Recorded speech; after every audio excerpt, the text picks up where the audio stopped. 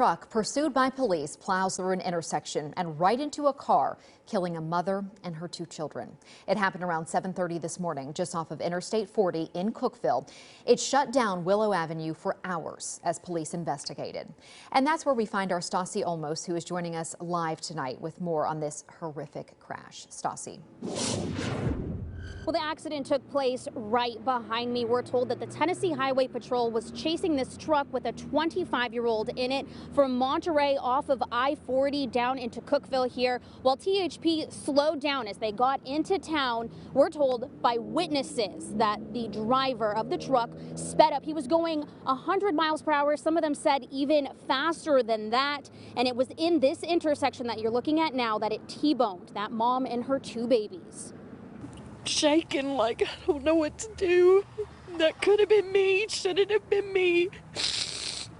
Why little babies?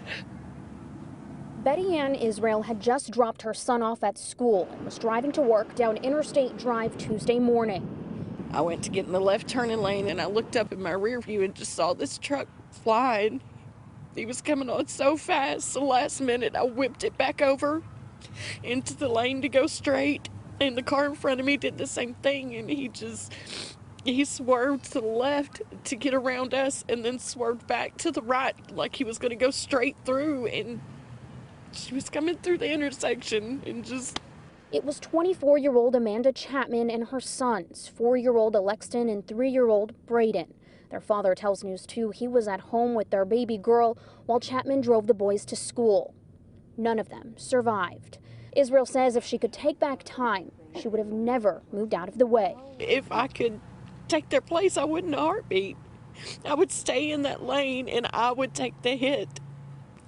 One grown woman who's lived a lot of life versus a young woman with 2 small children. It's just because somebody was selfish and made stupid decisions. The police just identified the driver as 25-year-old Michael Don Shepard. He lives just outside of Kingston Springs. Now, he suffered non-life-threatening injuries, has been arrested and booked. He is charged with 3 counts of vehicular homicide and evading arrest. Reporting live here in Cookeville, Stassi Olmos, News 2.